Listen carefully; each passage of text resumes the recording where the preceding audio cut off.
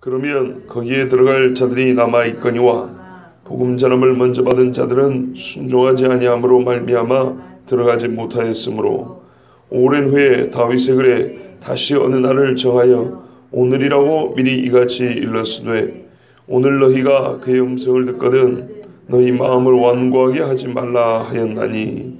아멘. 오늘도 역시 똑같은 말씀처럼 보이는 말씀의 반복입니다. 완고하게 하지 말라. 그리고 안식할 때가 남았다. 지금 며칠 계속 듣고 있는 말씀이죠. 예. 성경에는 원래 장구분이 없습니다. 그러면 장구분을 하더라도 대부분은 한 장에 크게 한 주제가 있습니다. 그리고 단락별로 한 주제가 있습니다. 근데 우리는 한 절 한 절씩 보다 보니까 한 단락에 한 주제가 있는 것을 며칠 나눠서 보니까 같은 주제가 지금 계속 반복될 수밖에 없습니다. 그러면은 한 절 한 절 똑같은 얘기가 반복될까요? 한 가지 주제를 한 단락에서 얘기를 할 때 몇 번 연거푸 반복하셔가지고 우리에게 그렇게 강조해서 가르쳐줬다는 말이죠. 그만큼 중요하다는 겁니다. 6절에 보시면 그러면 거기에 들어갈 자들이 남아있거니와 그랬어요. 왜요? 5절에 또다시 거기에 그들이 내 안식에 들어오지 못하려 했다는 거예요. 거기가 어디입니까? 시편이죠. 3절에 인용했던 시편.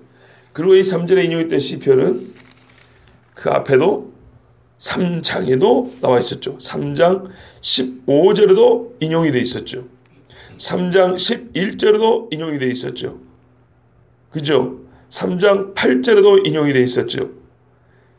계속 반복된 말씀입니다.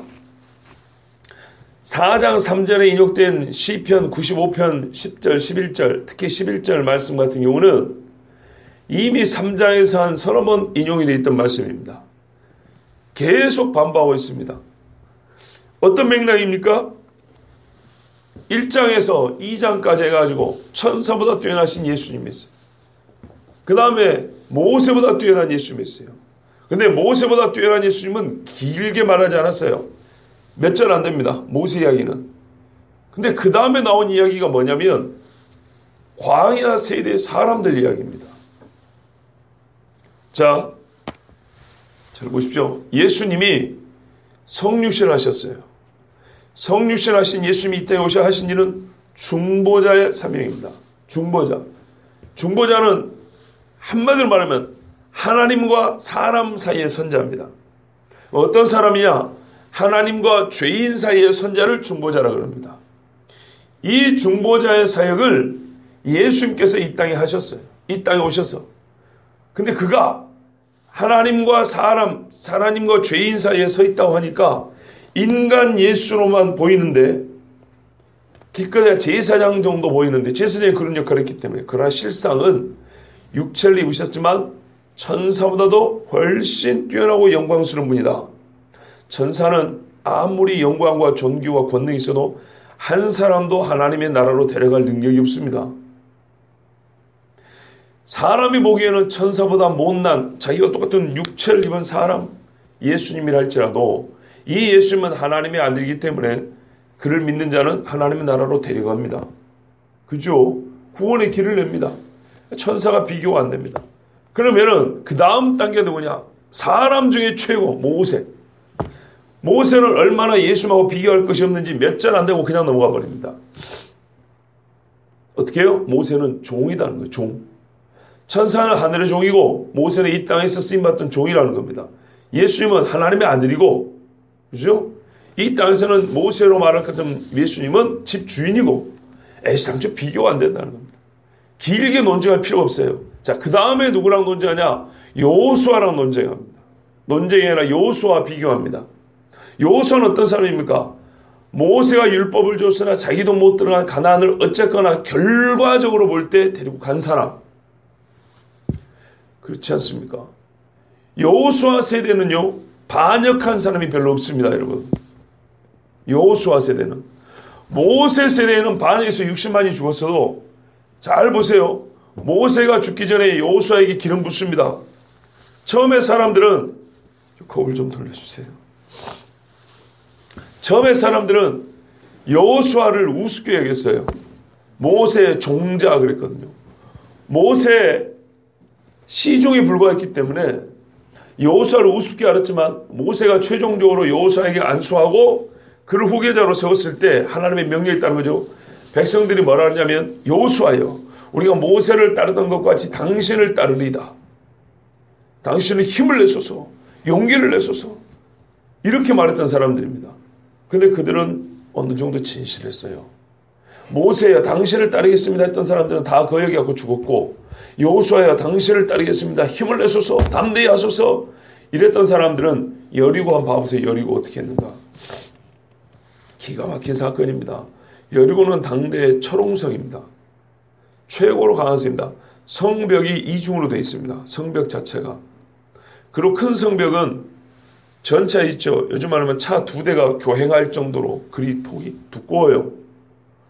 엄청나게 높습니다. 인간의 방법으로는 절대 못 넘어뜨립니다. 이스라엘 사람 같은 경우는 이 사람들이 무슨 전문 군인들도 아니고 말이죠. 전쟁 장비가 있고 그 성벽을 타고 넘을 수 있는 장비가 있었던 것도 아니고 그냥 광야에서 텐트 치고 살던 사람들 절대 못 넘습니다. 그런데 이들이 어떻게 넘습니까? 넘은 게 아니라 어떻게 들어갑니까? 7바퀴 돌고 함성을 지르죠. 그 전에 일주일을 한 바퀴씩 돕니다. 성이 무슨 뭐 학교 정도밖에 안 되냐. 그게 아니고 하나의 도시입니다. 도시. 그걸 하루에 한 바퀴씩 돌면 시간이 얼마나 걸렸겠습니까? 성을 돌고 있는 동안에 성문 열고 군인들 나와가지고 다 죽여버릴 수 있어요. 그런데 성경에 보면 어떻게 되냐면 여리고 사람들의 간장이 높게 만들었다. 하나님이 두려움을 줬다 그랬어요. 두려움을 줘가지고 문을 절대로 개미 새끼 한 마리 못 통과하겠다 그랬어요. 그리고 이스라엘은 순종하여 그거야 여리고 사람들 마음이지만 이스라엘도 얼마나 두렵겠습니까? 그렇죠. 어린애들과 함께 이 성을 한 바퀴 돌고 있는데 위에서 화살을 쏘면 어쩔 것이며 성문을 열고 군인들이 쫓아나오면 어떻게 할 거예요?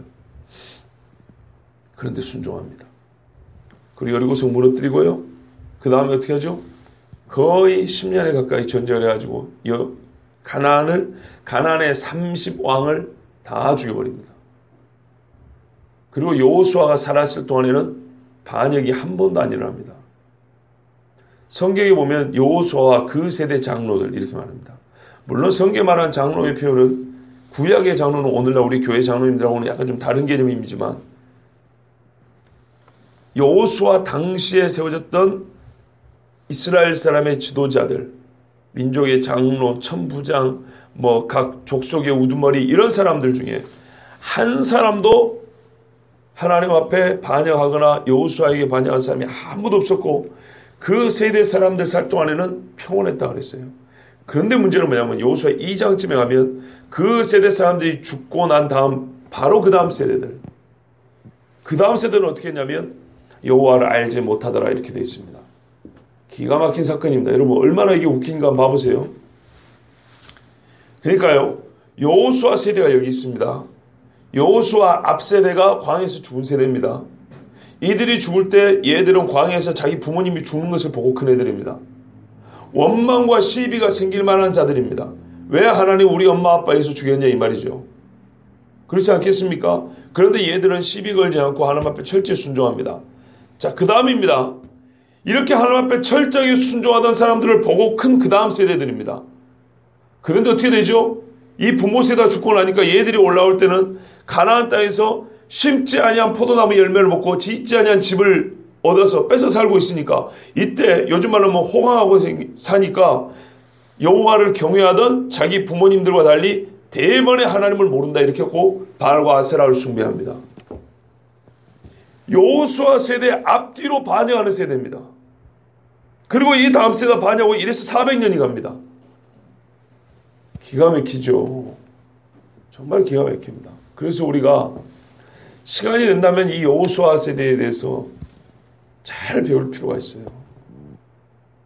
우리 세대에 부흥을 주옵소서라는 기도 제목이 90년대 후반에 우리 한국교회에 엄청나게 많이 부르짖었던 기도 제목입니다. 나이가 많으나 적으나 새천년이 되기 전에 20세기 마지막에 세계 선교를 주도하는 국가 중에 하나가 되었고요. 남북 통일이 어느 정도 가까이 오는 것 같았어요. 그러면서 한국에서도 말이죠. 통일을 위한 기도회, 통일을 위한 찬양 집회 무지하게 많았어요. 저도 한번 참석해 본 적도 있고요. 미국에 있는 호사나 인터그레이트라는 아주 유명한 찬양 선교단인데 여의도 왕대 없어지기 전에 거기 와서 99년도에 집회를 했어요.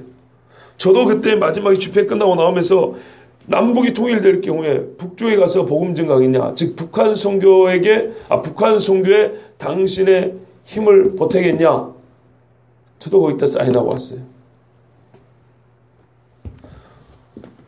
그 정도로 우리 한국교회에서 90년대 말에 우리 세대, 하나님 더 이상 미루지 마시고 우리 세대에 부흥을 주옵소서, 그렇게 부르짖었고, 그때 가장 많이 불리고 가장 많이 팔렸던 찬양 테이프 제목이 부흥입니다. 부흥. 그때 나온 겁니다. 97년도에. 그런데 실제로 성경에 보면 어느 세대보다 아름다운 세대가 여호수아와 그 동년배 내지는 그 같은 시대에 살았던 사람들입니다. 그 앞 세대는 광야에서 다 죽고 그 다음 세대는 여호와를 몰라서 사사세대로 자기가 왕이 난 세대로 넘어갔던 시대. 근데 여호수아 세대는 왜 그랬냐 이 말이죠. 그럼 여호수아가 탁월했습니까? 여호수아는 엄밀히 말하면 모세보다 한 수 아래입니다. 성경에 하나님께서 모세를 보고 친히 말하기는 내가 사람을 대면하여 본 적이 없지만 모세는 나를 대면하여 알던 자요 이렇게 했어요. 대면하여 보는 걸로 끝난 게 아니라 알던 자라 그랬어요. 이게 모세입니다. 모세. 그런데 희한하죠. 모세 세대는 완고하게 그지없어서 모세가 말했던 거 아니에요. 모세 세대 하나님 주신 말씀 아닙니까? 저 강팍한 놈의 자신에 의해서 다 죽여버린다고 그랬어요. 그런데 희한하게 여호수아와 그 세대 사람들은 불순종하지 않고 그 험난한 전쟁, 진짜 피바람을 부는 그 전쟁을 수년을 하고 가나안에 정착을 해요.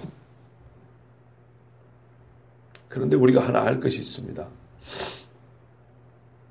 여호수아 세대가 하나님 앞에 완고함이 없었던 것이 아닙니다. 완고함이 없었던 것이 아니고 모세 시대 사람들이나 그 다음 세대 사람들만큼 이게 드러나지 않고 잠재되어 있던 사람들입니다. 이걸 어떻게 알 수 있냐면 하나님께서 여호수아에게 모세를 통하여 먼저 땅의 경계를 주셨고요. 여기서부터 여기까지가 가나안 약속의 땅이다 이렇게 주셨고, 여호수아 시대 때는 제비 뽑아서 땅을 이렇게 나눠 가지게 했어요. 사람 인원수에 따라서. 인원수에 따라서 많은 데는 큰 땅, 적은 데는 작은 땅 이렇게 나눠 가지게 하셨습니다. 그 제비 뽑는 것은 하나님이 정하시죠. 사람은 제비를 뽑으나 그 뜻을 정하는 하나님이시죠. 그래서 각기 필요한 대로 하나님의 땅을 제비 뽑아 주셨는데 문제는 이 사람들이 그 땅을 정복하러 들어가지 않은 자도 상당히 많이 있었다는 겁니다. 그러니까 여호수아가 생전에 가나안 정복 전쟁했고 가나안을 정복해서 이스라엘 땅으로 삼죠. 100%가 아니었어요. 100%가 아니고 일부 남겨놓고 일부를 점령해 살았습니다. 그런데 여호수아 죽은 후에 아직 전쟁이 끝나지 않은 지파들이 있었어요. 완벽하게 점령을 못해가지고 가서 전쟁을 해야 될 사람들이 있었어요.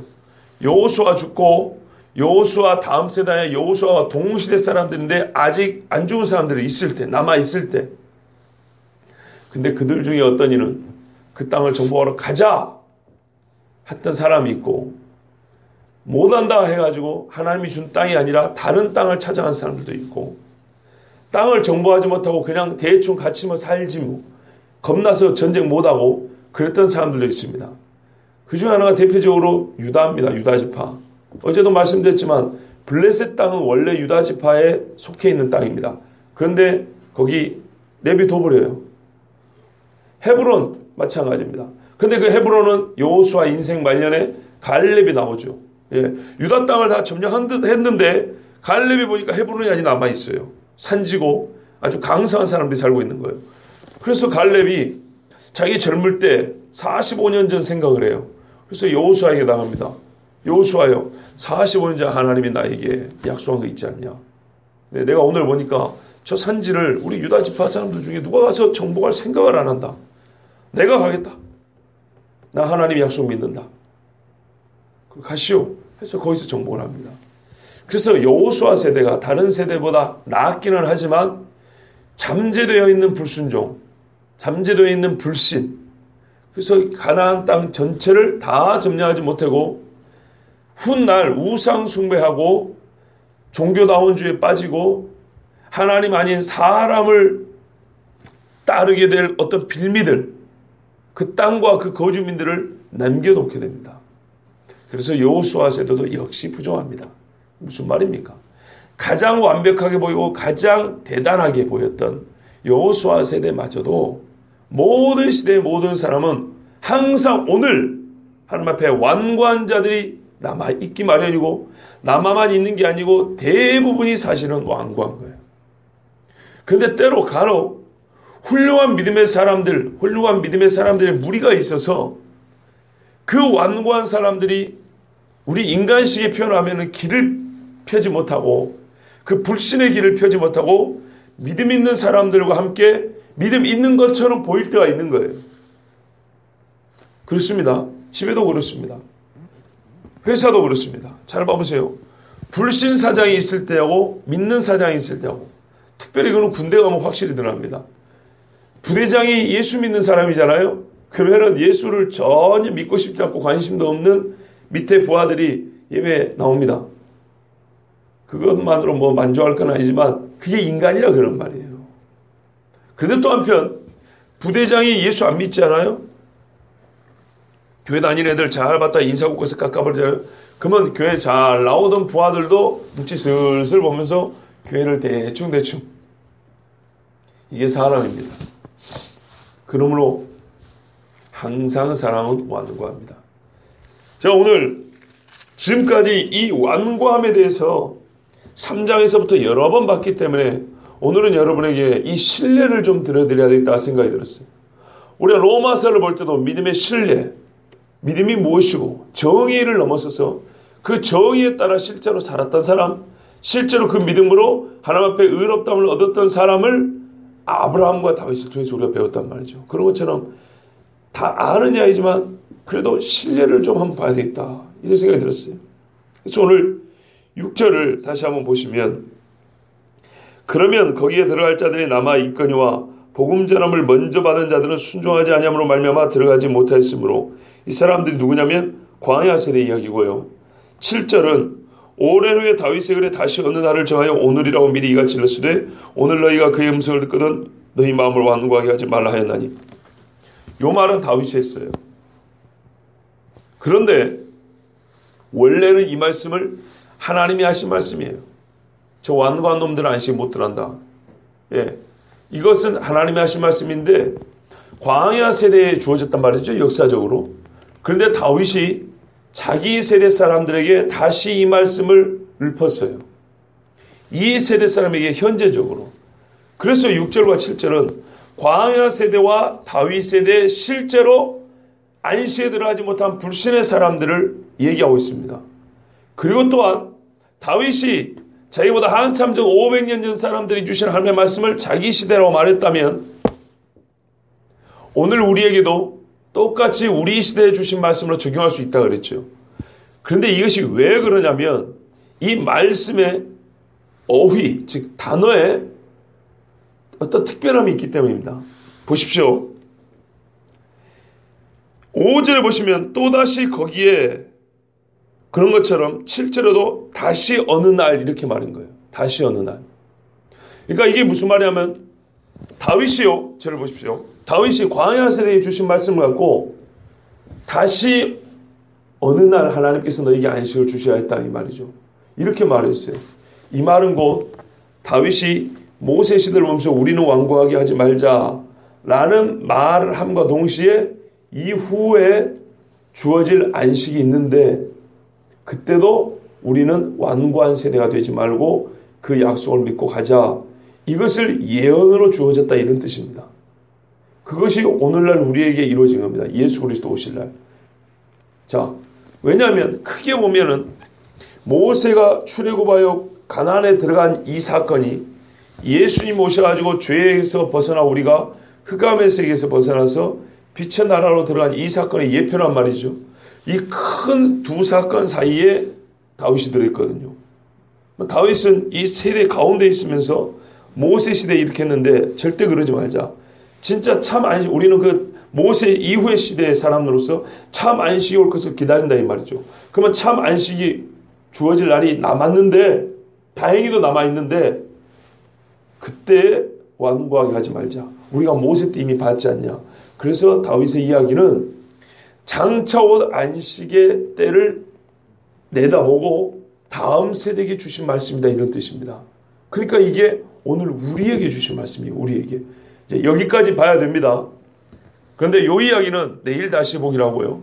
오늘 신뢰를 모세 시대 사람 하나하고 다윗 시대 사람 하나하고 신뢰를 한번 우리가 보도록 하겠습니다.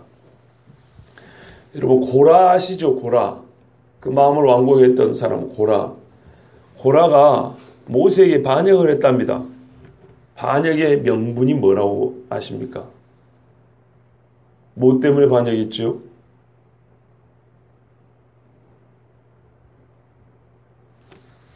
아는 눈치인지 모르는 눈치인지 알 수가 없습니다.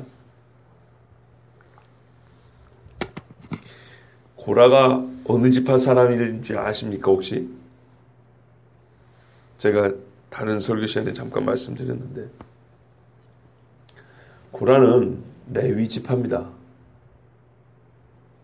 그러니까 모세하고 친족입니다. 모세 아론하고 천수가 그렇게 멀지 않아요. 그런데 모세에게 반역하는 앞제비가 고라였습니다. 고라가 뭐 때문에 반역했냐면 민수기 16장에 보면 고라 일당의 반역 이야기가 나오는데요. 제사장 시켜달라고 반역했습니다.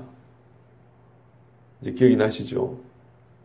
제사장 시켜달라고 반역을 하면서 1차적으로 이 반역의 그 타겟이 누구냐면 아론이었습니다. 같은 레위 지파 사람인데 아론은 대제사장이란 말이에요. 보니까 기가 막힌 거죠. 멋진 옷 입었지, 관 썼지, 사람들 앞에서 축복하지, 막 짐승 잡아갖고 안수하지. 뭐. 그러니까 이게 상당히 멋지게 보인 거예요. 거기다가 아론 집 아들들이 제사장 노릇하고 있는 거예요. 셈이 나가지고요. 아론하고 모세한테 가서 대든 겁니다. 대들면서 하는 소리가 뭔지 아세요? 너희들이 분수에 지난다. 분수에 지나치도다. 너희 주제를 알아야지. 모세와 아론아, 너희까지 것들이 뭐라고? 너희만 무슨 뭐 제사장이냐면서 저희들끼리 뭐 쑥떡쑥떡 하더니 막 금붙이 내놔라 뭐 내놔 하더니 옷 만들고 막 그때 찾아보기도 어려운 그 귀한 천들 떠가지고 멋진 옷을 만들어 입고 사람들 앞에 서가지고 하나님께서 세우셨다는 것에 대한 인식이 전혀 없어요. 완고함은 여기서 시작되는 거예요. 그 눈앞에 하나님이 없는 것이 시작되는 거예요. 그 시내 산에 모세하고 아론이 올라가는 데는 다 죽여버린 하나님이 돌격하에 쳐 죽여버린다는데 돌격하에 쳐 죽을까봐 올라가다 내려온 주제에 이스라엘의 70인 장로가 못 올라갔습니다. 하나님께서 우리하고 말씀하지 말고 당신하고 말씀하고 전해달라고 그랬어요. 그 중에 일부 와서 떡 좀 먹고 내려왔지 대부분의 사람들은 못 올라갔습니다. 그러놓고 하나님이 직접 임명한 걸 봐놓고도 그 제사장 노릇하고 있는 거 보니까 셈이 나가지고 욕심이 나서 탐심 우상숭배라고 그러죠. 그래서 반역한 거예요. 그러면서 하는 소리가 지나치다. 분수에 지나치다. 사람들에게는 뭐라고 설득했을까요? 이렇게 말했을 가능성이 큽니다. 고라가 예를 들어서 여러분 아론이 누구야 도대체? 아론이 저놈의 자식이 시내산 앞에서 그거 황소생 만들어가지고 우리로 알고 우상숭배해서 그날 몇 명 죽었어? 수천 명 안 죽었습니까? 그런데 지까짓 게 뭐라고? 대제사장. 그때 우리 레위인들이 남아가지고 황소 숭배 안 했던 레위인들이 남아 있었어요. 말을 하자면 이제 좀 상상을 좀 가미해 보면요. 우리 같은 사람들이 제사장이 돼야지 우상 숭배의 주범인 아론과 그 집 새끼들이 제사장. 이게 분수에 맞다고 생각하십니까, 여러분? 무리를 선동했겠죠. 그러니까 모세한테 가가지고도 모세와 아론아 너희가 분수에 지나치다. 이렇게 말을 했던 거예요. 나이도 비슷한 거죠. 그러니까. 여러분 왜 이런 일이 벌어질까요? 첫째, 하나님의 소명, 사명, 하나님이 없기 때문입니다. 첫째는 하나님이 없기 때문입니다. 두 번째는 높아지고자 하는 욕심 때문입니다. 그래서 절대로 이 완고함을 꺾지 않습니다. 바로를 한번 보세요. 이미 애굽에 있었던 바로. 그 밑에 신하들조차도 왕은 애굽이 이미 망한 줄 알지 못합니까 해도 나 눈에는 안 망했다는 거예요. 모든 사람 보기에 망했는데 자기 눈에는 안 망했다는 거예요. 끝까지 버텨야 이거예요. 자기 지위를 지키고자 하는 마음. 거꾸로 보면 지위가 없을 때는 지위를 탐하고자 하는 마음이고 지위를 갖고 있을 때는 지위를 지키고자 하는 마음이에요. 그래서 완고합니다. 근본적으로는 하나님이 그 자리에 세우고 내리기도 하고 높이기도 한다는 사실에 대해서는 전혀 인식도 없고 믿음이 없는 거죠. 그러니까 고라 일당은 애굽의 바로하고 똑같은 겁니다. 그때 모세가 뭐라고 답변하는가 참 재밌습니다. 모세가 똑같이 답변합니다. 고라야, 그리고 너희 일당들아, 너희가 분수에 지나도다. 맞닥뜨립니다. 두 말이 이렇게 맞대응을 합니다. 이런 경우에는요, 사람들이 이거 둘 다 틀렸어, 아니면 둘 다 맞아, 둘 다 일리가 있어, 이렇게 말하면 절대 안 돼요. 당사자가 서로 부딪힐 때는요, 그것도 100% 플러스 100 마이너스 100 정말로 정반대로 부딪힐 때는 둘 중에 하나인 것이지 둘 다 맞거나 둘 다 틀리는 경우는 없는 거예요. 이쪽이 50을 주장하고 이쪽이 50을 주장하면 나머지 50에 대해서는 틀릴 수도 있고 맞을 수도 있지만 완전하게 100을 주장하고 완전하게 100을 주장하면 둘 중에 하나는 맞고 틀린 거예요. 모세가 하는 말이 그래 우리도 일부 인정하는데 이런 말 아니에요. 너희가 분수에 지나치다. 우리는 무죄하다. 너희가 100% 죄다. 이렇게 말했어요. 자, 하나님이 어떻게 판단하셨을까요? 하나님이 그러니까 됐고 적당히 손 잡어 이런 얘기 안 했어요. 나와라. 앞으로 나와봐. 그 다음에 어떻게 됐죠? 고라와 그 일단 250명 싹 죽었어요. 고라가 일단 그 식구들이 땅이 갈라졌고 산채로 은배들어 죽었고요. 고라를 따르던 지도자급 250명 자기들이 제사장 되고 싶었다고 했던 사람들 조금은 향불 피워갖고 와봐 그랬어요. 향불 피워갖고 왔을 때 불이 나와서 다 태워 죽여버렸다 그랬어요. 나답과 아비후가 죽은 거 비슷합니다. 다른 불이죠. 너희는 제사장하고 다른 놈들이야. 이래서 죽여버렸어요. 이게 광야 세대의 완고함 중에 대표적인 사건입니다. 그러면 그 다음날 어떤 일이 벌어졌다고요? 백성들이 두렵고 떨리는 마음으로 하나님께서 세우신 대제사장 아론을 따라 우리가 하나님 앞에 예배하겠습니다. 그런 게 아니고 백성들이 데모를 했다 그랬죠. 모세와 아론을 돌로 쳐 죽이려 하면서 하나님의 백성 왜 고라와 그를 따르던 사람을 죽였냐 하고 살려내라고 모세에게 또 달려들었습니다. 그때 하나님이 다 죽여버리려다가 봐줬죠. 모세는요, 훗날 아론은 변화됩니다. 처음에 아론은 황금 송아지를 만들어가지고 우상숭배했던 사람이지만 나중에 아론은 하나님 앞에서 변화됩니다. 우리가 구약에서도 회심의 예를 찾자면 아론 같은 경우입니다. 어떻게 변화됩니까? 아론이 제사장 임직하는 날 자기 두 아들 나답과 아비후가 하나님 앞에 죽임을 당해요. 그죠? 그런데 슬퍼하지도 않고 울지도 않고 주신 제물을 먹지도 않으면서 하나님 앞에 불순종합니다. 옛날 레위기에 들으셨을 거예요. 그러한 것이 불순종이 아니고 겸손의 표현이고 하나님의 심판에 대한 순응의 표현이었어요. 그래서 하나님이 인정을 해줬어요. 아론이 달라집니다. 그래서 이 아론하고 모세에게 대적한 것은 회심하지 못하고 하나님 앞에 하나님이 누구신지에 대한 그런 믿음도 인식도 없고 불순종했던 사람들, 이게 고라입니다. 그리고 그 일당들입니다. 나중에 하나님께서 또 이 백성에게 전염병을 칠 때 아론이 향불을 들고 산자와 죽은 자 사이에 섰다 그랬습니다. 이게 제사장의 역할입니다. 산자와 죽은 자 사이에 섰을 때 더 이상 산자에게 전염병이 퍼져갖고 죽은 자가 발생하지 않았어요. 이런 사명의식이 있어야 하는데 이런 것도 없이 고라는 그 자리가 탐났던 거예요. 그래가지고 반역을 한 겁니다. 또 하나 이제 너무 잘 알기 때문에 이 사람은 길게 얘기할 필요가 없어요. 다윗 당시에 가장 완고했던 사람은 사울이죠. 사울은 하나님 앞에 겸손하여 처음에는 왕이 되었습니다. 그 다음에 하나님 앞에 교만하고 거역하여 폐위를 당했지만은 하나님께서 당장 죽인 것이 아니고 여러분 사울이 40년 왕했습니다. 40년. 다윗도 40년 똑같이 40년입니다. 그러니까 하나님께서 사울을 버렸다고 해서 지금 당장 죽이겠다는 얘기가 아니에요. 그런데 사울은 그 자리에 연연해서 어떻게 했냐. 다윗을 죽이려고 일생의 말진막 수년을 그 10년을 다윗 쫓아내는 데 시간을 다 썼습니다. 자기 왕 재위 기간의 후반기를 다윗 쫓느라 다 써버렸다고요. 그런데 다윗이 한 2번 살려줬죠. 그럼에도 불구하고 끝내 다윗 주기를 포기하지 않았던 사람입니다. 그러다가 전쟁이 일어나죠. 전쟁에 가서 죽었습니다. 거꾸로 다윗은 어떻습니까? 하나님이 기름 부었지만은 지금 당장 왕이 되겠다고 하지 않고 하나님이 자리에 앉혀주실 때까지 수많은 세월을 기다렸습니다. 대입이 되죠. 딱 갈라지죠. 바로 이런 겁니다. 사울은 자기 자리를 지키고자 하나님이 세우신 것이기 때문에 하나님이 패할 수도 있고 하나님이 지키실 수도 있다는 것에 대하여 믿음을 가져야 되는데 전혀 그 믿음을 갖지 않았어요. 사무엘이 뭐라 그랬습니까? 하나님의 말씀을 순종하는 것이 순양의 기름보다 낫다 그랬죠. 그런데 사울은 불순종했고요. 회개하지 않았습니다.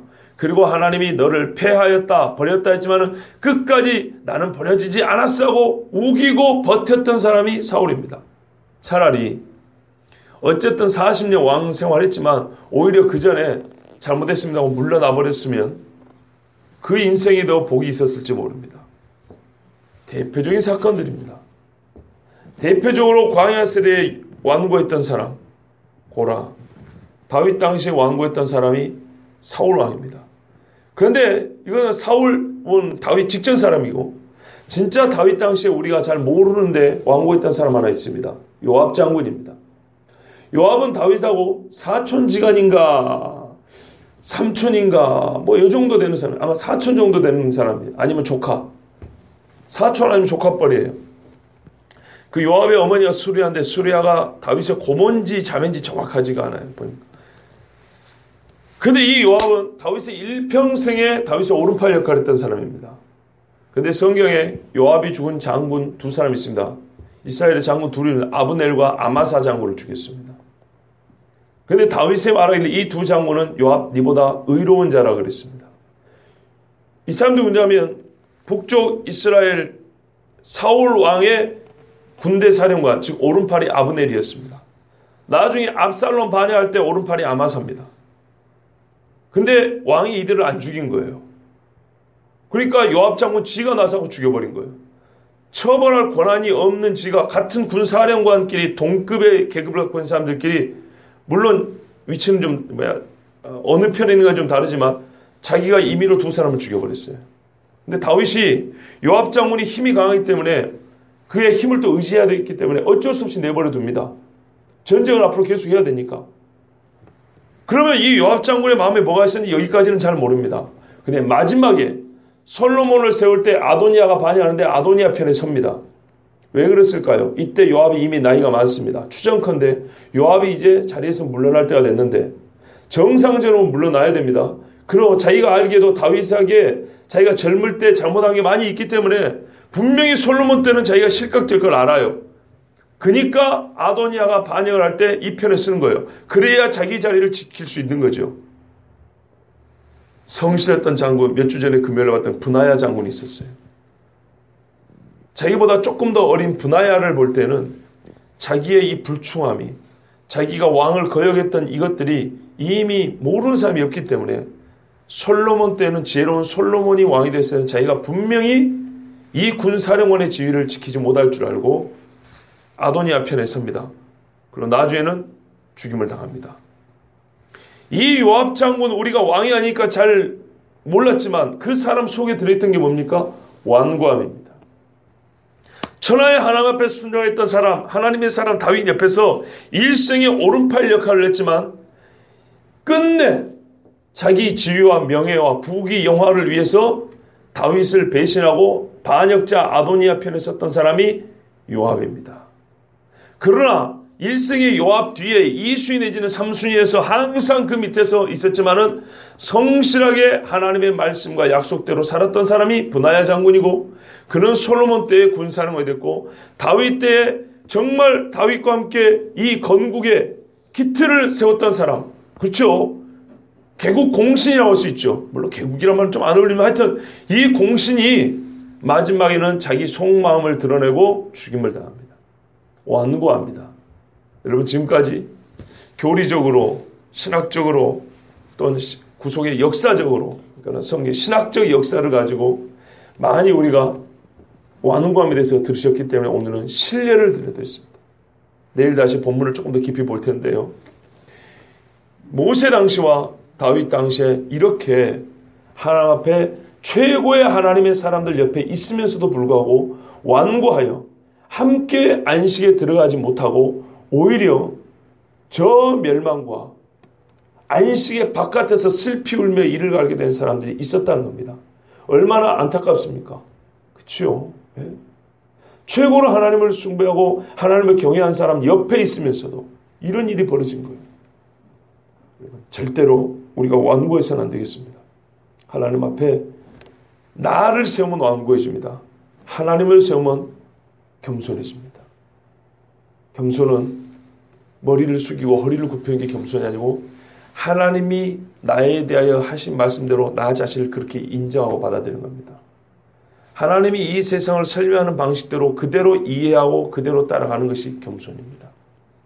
사람이 만든 겸손은 진짜 겸손이 아니고 하나님을 인정하고 하나님의 말씀을 따르는 것이 겸손이고 그 사람이 완고하지 않아 안식에 들어갑니다. 저 여러분 다 하나님 말씀에 아멘 하시고 겸손한 마음으로 안식에 들어가길 바랍니다. 기도하겠습니다.